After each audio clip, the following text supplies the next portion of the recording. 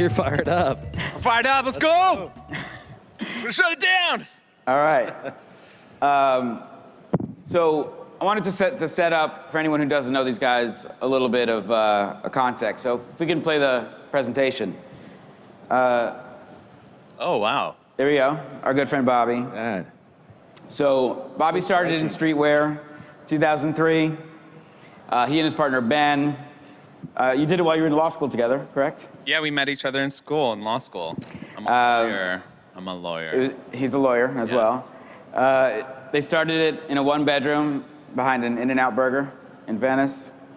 For me, these guys were doing streetwear before streetwear was really a thing, before Louis Vuitton was doing streetwear, before Gucci was doing streetwear, the Hundreds was doing streetwear.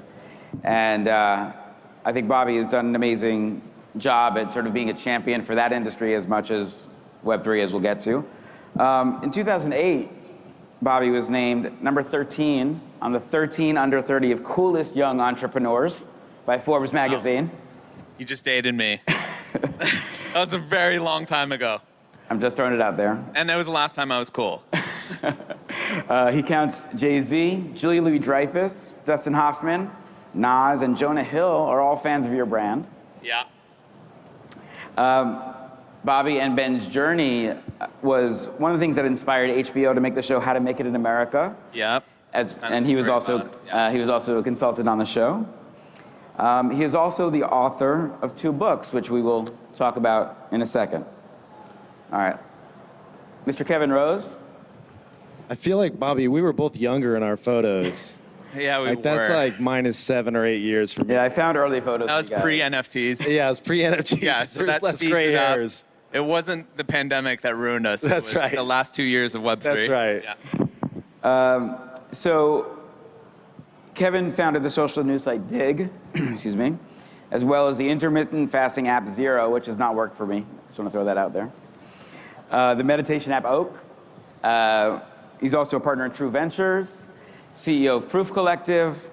Kevin was very early to the podcasting game with the Dig Nation podcast. I believe you were on the Jimmy Fallon show because of it. You also started a podcast in 2009 with Tim Ferriss called The Random Show. There is a clip on there of Kevin showing Tim what Ethereum is for the first time that Tim had ever seen it.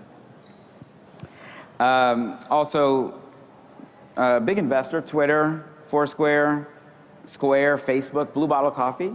Is that true? So knows how to throw some money around. When I was doing some research, I thought it was interesting because I found that both of them had started their brands around the same time. So Bobby started in 2003, Kevin in 2004. And I thought there was just like a lot of interesting sort of synergies about how these brands had worked together. Let me go here. Okay. So, Kevin, you were also the most famous man on the internet. Oh, no. In 2009. You're digging into the archives now. This is when there was like 10 people on the internet. Right, there's 10 people on. One of them was Kevin Rose. And Bobby, you have a point of view, which we're going to talk about in a second as well. Anyone who's on Twitter, I'm sure most of you are not, but if you go to Sam Ewen, S-A-M-E-W-E-N, I asked the question an hour ago, are NFTs a scam? And only the best 10 wrong answers will win a copy of this book. We'll send it to you. So if you want to jump in on the Twitter game, please feel free. I'm going to start, though, and just say, Bobby, are NFTs a scam? Oh, boy. We're going to start off. Okay. I cannot answer that question, but I urge you to pre-order the book to find out the answer. And in fact, even in the epilogue, because I know everyone's jumping straight to the finale to know what the verdict is, and it's kind of my takeaway message with all of this, is that we are in such a rush to make judgments and verdicts on not just technology, but people, on culture, on the world in general, that we're not allowing technology or innovation to grow and breathe, right? And so that's really the moral of the story here, is that everyone was so quick to grab a poll in the NFT race. You know, me, I'm obviously pro NFT, and so in 2020, 2021, I was making very declaratory and proclamations about how Web 2 is dead and this is the only way and the truth, almost became very zealous and religious in that sense. And then you had the other pole of people who were very staunchly against it and thought they were entirely a scam and there was no redemption or redeeming value out of NFTs. And the reality is that it's a fluid conversation that continues to grow. And I think there are valid points on both sides, but they're getting us closer and closer to truth. But it's so early, we really are still so early, that we need to allow the progress to breathe and maturate organically. And I think 10 years from now, 20 years from now, we still won't really have a clear answer as to what that is. The internet is still very much scammy. The Nigerian prince email scandal that we remember the internet being in the early years still exists. $700,000 a year they still get out of people doing that scam. And that scam actually goes back centuries and almost millennia. And so I think that's that's always an organically living, growing conversation that it's way too early to put a stamp on it. All right. Yeah, I think what you're saying more or less, and correct me if I'm wrong, but like, it's almost like any technology can be used for good or bad purposes. And 100%. And for me, when I think about NFTs, I just think of it as a new standard that is, for some people, a new canvas and a new way to paint and a new way to collect. For other people, it can be high frequency trading of commodity pixelated art that turns into just almost like penny stock trading in some sense. And so it really is the application of the technology. Nothing about the technology is flawed. It's really how you apply it and who the founding team is behind that tech. So actually, if we can kill the slides now, just have a conversation, that'd be great. What I love about both of you guys is you started building in Web 1. You both sort of came out in Web 2, and now you've evolved into Web 3, which is not me calling us all old, right? But I think that you all continue to innovate. And so Kevin, I want to start with you. As someone who's just continues to think about this space and the evolution and how sort of messy it can be. I mean, the title of the session is, what will history say about this moment? So what's your answer to what history will say about this moment in Web 3? That's a tough one. I think that there's going to be, well, it's hard because the actual active users in this space is such a blip. In some sense, this may just all be forgotten in terms of this moment of there being this down market. Like no one might even remember that. Like NFTs could turn into a technology that is pervasive, that is useful, and they'll never remember the little scammy components of it that happened because it only impacted several 100,000 people. So, in my mind, to your point about it being early days, I feel like this is just, it's too soon to call it. It's a shame to me that, and this is a lot of some of the downsides to it, because it is such an echo chamber, because Twitter is such a great platform for amplifying and giving everyone a microphone, it's easy for them to call out and say, this project's a scam, this is not, but we're like a year in. And it turns out that historically, this is true for Web3 as well, great businesses are built over 4, 5, 10, 20 years, not 6 or 8 months. And so to judge a technology or a founding team based on 3, 6, 8 months, a year, I think is premature. And so Bobby, I want to ask you, if you look at it through a cultural lens, your brand is culture. And not only is Web3 a technological shift, but it's a cultural shift, right? That's right, yeah. And so if you think about through the cultural lens, what do you think people will say about this moment? Artists, royalties, community building, all of the stuff we're doing now. I think that might be the moment and the truth that transcends all of this, is that I think that technology can be kind of dense, complicated. Some of it might not sustain or grow, survive on the vine very long. But I think one of the features of Web3 that is going to continue to revolutionize and impact other cultures and industries, we're actually already seeing out in other markets and other sectors of the world. One of those is reshaping and rebalancing the structure between brands and consumers. There's a really great movie out right now called Air.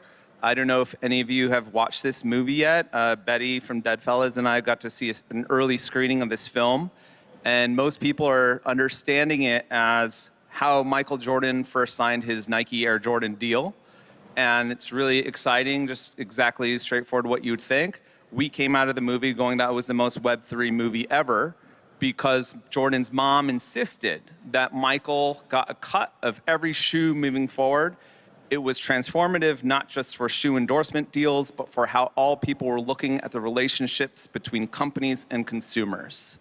And what's insane to me is that story is 40 years old and was so innovative and disruptive back then, but still in 2023, we're watching that story unfold and saying, this is crazy that the company allowed this to happen. And it helped everybody. Obviously, Nike won the shoe wars, became the biggest sportswear company on the planet.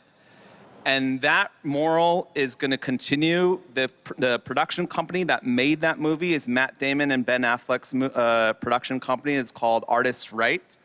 And their entire model is predicated on the fact that their producers, filmmakers, the writers are all getting a cut of the projects, which is also very revolutionary for Hollywood. So I think that's going to continue to invade or affect other types of industries and the ways that we think about brands. The question I want to, so I think about this a lot. We in Web3 talk a lot about Chris Dixon's 1,000 true fans, right? But Nike wouldn't be supported by 1,000 true fans. Nike needs 10 million true fans. The Hundreds needs 1 million true fans. So do we sometimes do ourselves a favor by almost thinking too small? Maybe Kevin, you want us to like when you think of Dig, you had to create a giant thing that justified the amount of effort, time, investment that went into it. And have we sold ourselves this bill of goods that says, oh, if we just get these people to collect and these people to collect, and each of you have collections, 25,000 here, you know, I think your proof is what, 1,000 to begin with? And then, you know, and then Moonbirds is 10,000. Like, these are still tiny amounts of people. Do we have to just think bigger and broader in order to think of ourselves actually as brands versus communities and collections? Kevin, why don't you take that? Yeah, I mean, I think that there's, the question is an interesting one in that I oftentimes think about, you know, what allows someone, when they think about a brand, to feel an affiliation with that brand. Like, does someone have to actually own an NFT to want to own a t-shirt from said NFT? And the nice thing and the benefit of cryptocurrency is that it's divisible, you know, by 8 decimal places. So I don't have to have and hold just one Ethereum. I can hold $5 worth of Ethereum and be a fan. NFTs, although we've tried fractionalization, they're not divisible like that, unless you're nouns. So there's something we're working on that we're thinking about. How can we give people their own agency to create how do I say this without like telling the whole thing? We really Alpha. We want it to expand in a way that is thoughtful and not based on our own just, here's another 10,000 collection. Like, why does the world need that right now? It doesn't. And so we want to make sure that it's driven by demand and at price points that are approachable and not something that is just for the ultra wealthy. And I think that is when you start to see more and more adoption and loyalty around a brand and a little bit of ownership. So, you know, when I was a kid, if you went out and you bought a comic book and you paid $20 for it and 5 years later it was worth $200, you were stoked. Like, that was a huge win. And for some reason in NFTs, like, if we don't buy something, we have to spend $10,000, $15,000 and then it's not a win unless it's $500,000, right? So I think we just need to recalibrate a little bit here and figure out what is the new norm now that everything has gone to shit. No, but let me ask you, and Bobby, you can take the first. Both of you have had collections that have mooned, right, and been worth a ton of money, and then have settled down to other floor prices. It doesn't, like, I own both of your assets. I don't think differently about you guys in terms of whether that has affected my emotional relationship. But there are those who are saying, hey, Bobby, a bomb used to be 1 ETH and now it's 0.3. What's going on here? And as founders, how do you guys emotionally manage communities of people who are just trying to get little bits of edge? That's a tough one. That's a tough one because there's two sides to that coin. There is someone that sold a Moonbird at 40 ETH that bought it for 2.5, that gives me the biggest hug and tells me I paid off my college tuition with it. And then there's the other person on the other side. And so we really didn't, I can't speak for you, but I didn't anticipate this. Like, No. I really thought it was going to be this thing where you kind of figure out what the market demand is, you launch something, and then plus or minus 10%, over the next few months would probably be the ride that we're all going to be on, right? And we can all build great products, deliver towards that, have fun with it, create a great community, and everyone's having a great time at a few $1,000s to get into this, and it's a club that we joined for multiple years, unlike many of the other clubs that exist today in the physical world, right? When that shoots up to hundreds of thousands of dollars, expectations are way out of whack, right? And so that's when it really, because it's uncapped, it really screws with people. And it's heart-wrenching to hear that, unfortunately, stories get told and retold about how this is the next gold rush, and people want to, they sometimes overcommit their capital to it, and they're upside down. And so when they lose that money, it's just a tragedy. And so that's something that we think a lot about on how we thoughtfully move into this market in a responsible way going forward. You can go back historically and search all my tweets, and I never talk about floor price. Right. And that was on purpose.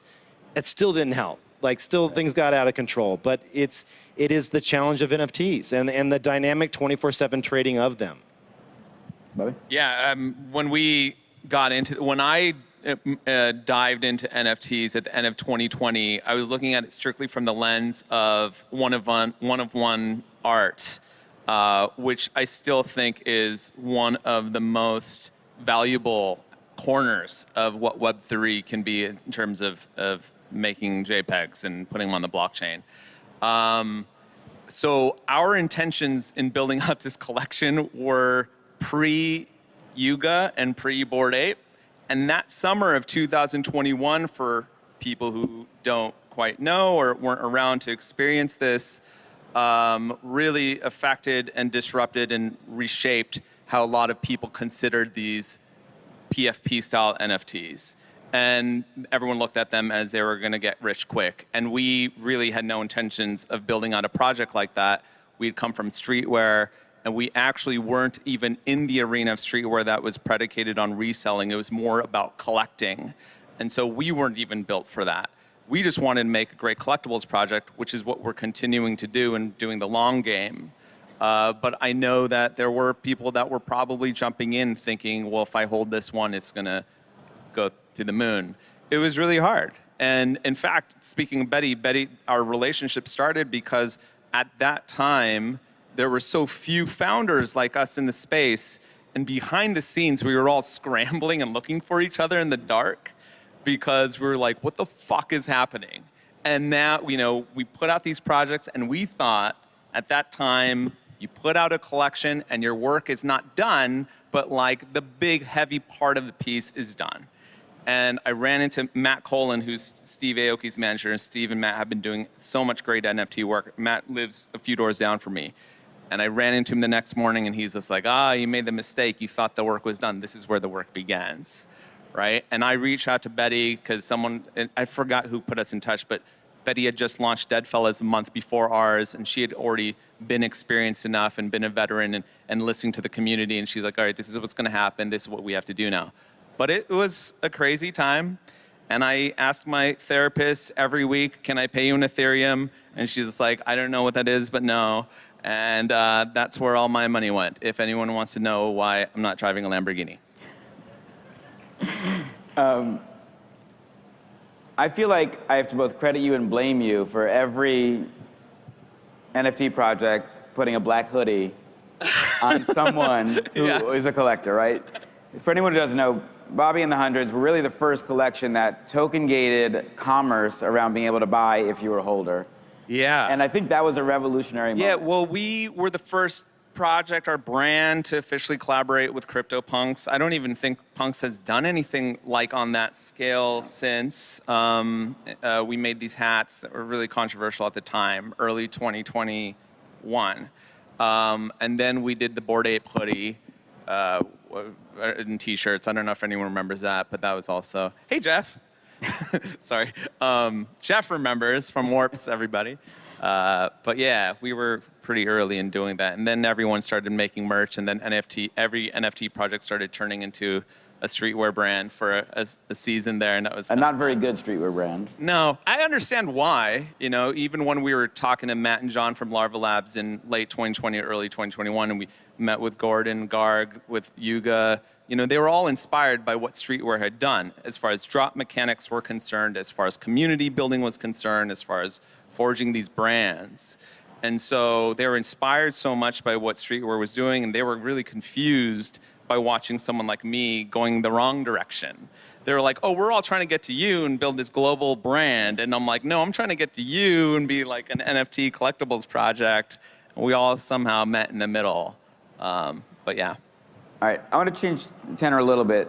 Both of you have had amazing successes. Both of you guys have had a fair amount of challenges, whether it's team members, whether it's collections, whether it's relationships with different platforms.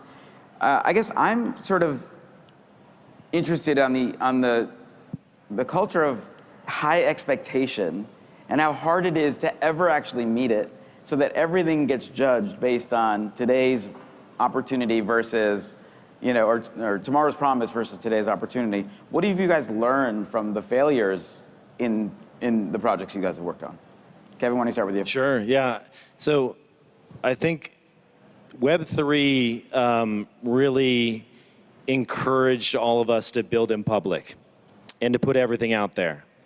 And I took that to its most extreme, meaning that we wanted to show anything and everything that was a back of the napkin idea and talk about it early and talk about the fact that we would like to pursue these different directions. Any of the large companies that I've worked with in the past, I think Google's probably the best example. When I was at Google, we probably launched about 20% of the things that I actually saw and played with in the labs, because they just never, we had this thing internally, it was thing, Googlers out there know, it's like they called dog fooding. It's like this site you can sign up to, and then you can download all the experimental stuff. And almost none of it made it. Because it was just for us to play and test and say, is there anything here worth iterating on and pursuing and taking one step further? That doesn't mean to launch it, but just taking it to the next level. So you'd install a dog food app, and sometimes it would be gone 3 months later, and sometimes it would turn into, Google Drive, right? And so what we did is we put all of our dog food out there, and we said, this is the stuff we're going to pursue. And then we went and did the typical product iteration cycle, which is prototype, test internally, vibe it out, how does it feel, iterate, and then either kill it or get it to some type of MVP that you can actually get people kicking the tires on it. So that was a huge mistake, because most people aren't used to that type of product iteration and that product development cycle.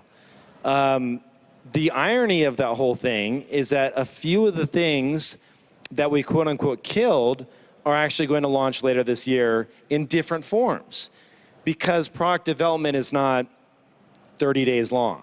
Right. It takes months to actually create a high quality product.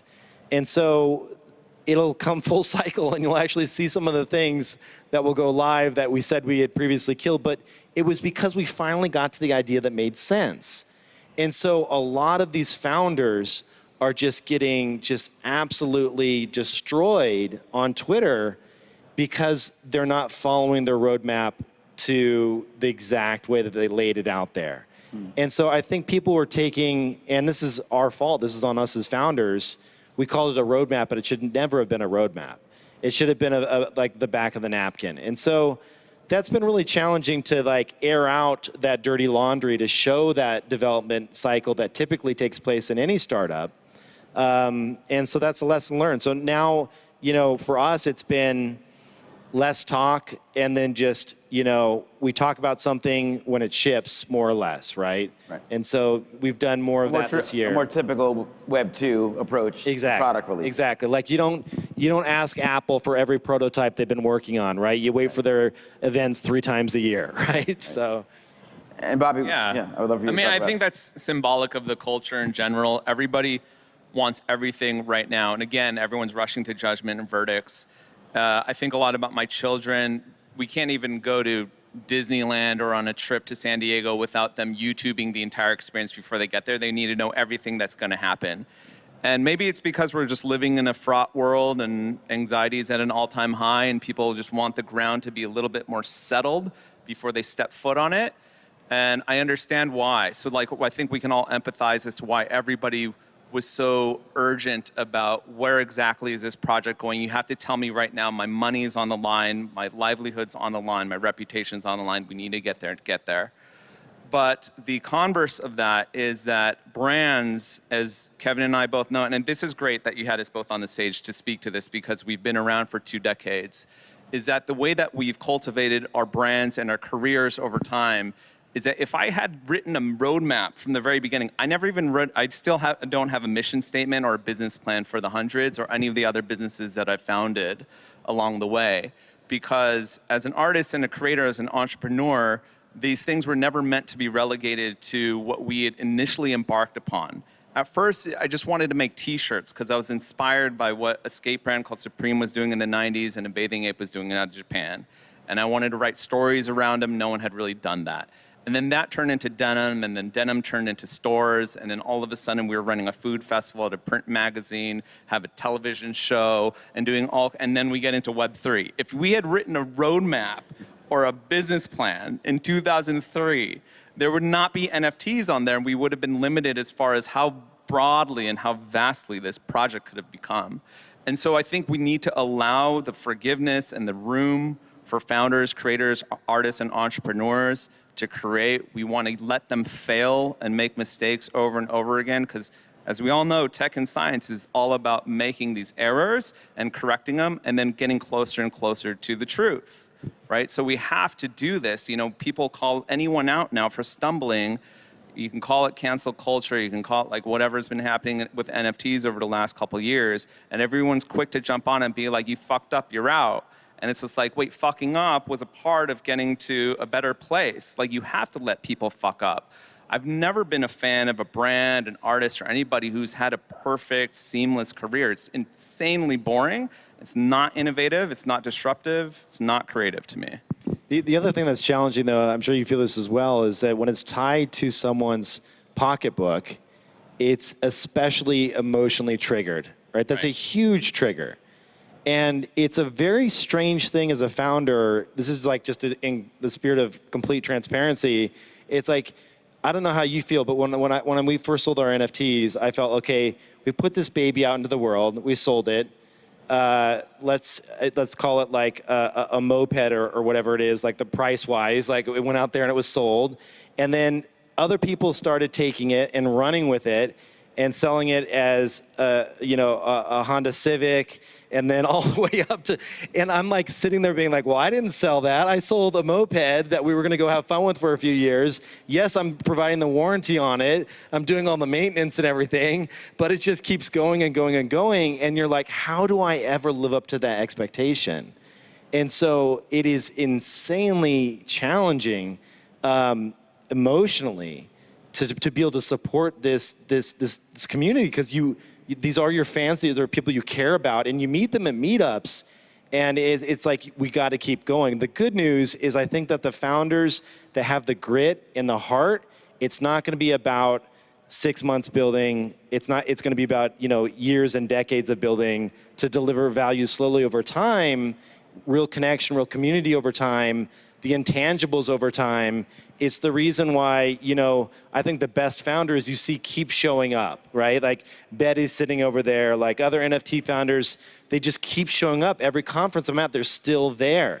Right. It's not about what their price is, it's about that they continue to build and execute. And I think that's what we have to celebrate right now. It is one of the best parts about this current climate in this bear market. Things have slowed down a little bit. And so I think the expectations are aligning a little bit more fairly across the board. I always have Not for every project, but yeah. Not for every project, but I think the days of, if I buy any JPEG right now, I'm going to be able to sell it for $100,000. Right. Like, we all remember those days. They were crazy. No one got any sleep. You were checking OpenSea prices every morning. Everyone was just, like, going mad. That's gone, But one of my favorite misaligned expectation stories is in early 2021, we did a Super Bowl collaboration, and everyone was looking to NFT projects who was going to do the Super Bowl collaboration, and we were like, we actually have an official Super Bowl collaboration with the NFL. It's being sold in the stadium. It's the only one. Like, they haven't approved anybody. It's with us. And then everyone's just like, great. And then we brought it down. It was a jacket, and everyone's like, what the fuck is this? You told us you're doing a Super Bowl collaboration. We're like, yeah, it's right here. And they're like, we wanted a commercial. And I'm like, that's not a collaboration, that's an advertisement. Right. We worked with the NFL on this, and then we just got completely flamed for it. And it was it actually was kind of funny because I was just like, there's nothing I can do. The narrative is entirely outside of my hands. If this is what people want to believe, they're going to take it and run with it. I only have so much power, right? I wanted a commercial. That was probably me. I'm sorry about that. I'm just kidding. All right, so we got to wrap up. We're at time. I want to rephrase the same question about what will history say. And what I want to ask you, and Kevin, you said maybe it's going to say it happened and it's gone. But if the analogy is, you mentioned the Super Bowl, if the analogy is football, is Web3, are we still in the dugout or in the locker room? Are we on the 20-yard line? Are we on the 50-yard line? Where do you guys think we are in one sentence in this Web3 journey? Well, there's no dugouts in football, right. But that said, that's the quote, I'm just right? giving you shit, sorry. I think that if I had to predict, I think there's going to be verticals of winners here. I think that art is going to be a durable one, and that, the X copies, the Beeples, like this is just a new canvas for them to do very creative things that they couldn't do before. So dynamic, living, breathing art is encapsulated and cemented in the blockchain is absolutely going to be a thing that decades from now we'll point back to and say, okay, that one won. Tied to real tangible products, I think is another huge winner, where the provenance of a product can be stored and kept in perfect condition and then redeemed and burned at a later point in time. I think about a winery that we're working with to do something very similar, where you don't have to ship expensive wine around the world. You can just hold the NFT and a decade later redeem it in perfect quality, non-forged, non-fake juice, like directly from the manufacturer. That is like one very simple application of NFTs tied to physicals that I think are just going to be pervasive. I think you're going to see that a bunch across a handful of different industries. And there's probably another dozen in there that we haven't even dreamed up yet. Right. The ones that I'm scared about is this commoditization and just penny stock like trading of rapid fire. How can we just like quickly, the bot and flipping mentality that I worry, not in that it shouldn't exist, because don't get me wrong, if someone has figured out that this exists in stocks and everything else, so it's not like I'm saying this should be banned, I'm worrying that that's eating up all the press headlines and it kind of demonizes the entire space, which turns off people from those other sectors, which bothers me. But nothing about the underlying technology is broken. NFTs are here to stay. I don't think some of them are a scam, so maybe I'd cross that out on the book a little bit to put some are some. Some, right there. That's my take. Bobby, 60 seconds. Yeah, I think I come at it from the collectibles approach, and collectibles are only getting bigger and bigger as an industry. In cards, for example, it's going to be it's already kind of a $20 billion industry in the secondary. And I think there's only a future ahead for that. And to Kevin's point, I think we need to be mindful of the balance between trading, flipping, and selling, and also the culture. We've seen this happen in so many cycles of streetwear and sneakers over the last 20 years. There are seasons where it's only about flipping and reselling, and then there's not enough emphasis on the culture. It becomes very transactional. I've written a lot about ComplexCon. The second ComplexCon, it was 80 to 20 transactional to art. And that conference, that convention, if anyone was there, it was horrific. There were fights breaking out in lines. There were people that were not endemic to the culture that were only there to flip shoes for money. They were taking advantage of other young collectors. And then they rebalanced the dynamics of ComplexCon and made it more that there was art and culture on the floor, and then the eBay booths or whatever were kind of in the back. And that made for a more holistic and balanced ecosystem. And so I'm not against flipping and trading, selling either. Obviously, I think that's a big part of collecting, whether it's fine art, cars, luxury handbags, Rolexes, or JPEGs. But we've gotten so far away from the most important and integral part of it, which is putting the spotlight on the creators, the communities, the culture, the brand building, all of that. And that's like really what I'm about. One last little quick thing to add, I think that's just so important, is that this is the time and the moment that collections in general just need to lock arms and say, we're in this together. We can't be putting each other down. I just see way too much on Twitter. It's very toxic. It drives me personally away from Twitter. And I feel like I love my apes. I love we gotta work together if this is gonna succeed, because if we're fighting, anyone that comes into the space and sees it's a brawl is like, and they don't own anything, they're like, I'm out. I don't want any part in this, and that just can't be. All right, guys, we got to wrap it up. Bobby Hundreds, Kevin Rose, thank you guys so much. If anyone wants one of these books, there's 2 for free. This book doesn't come out for a month, so just come up and grab it. You'll be one of the first.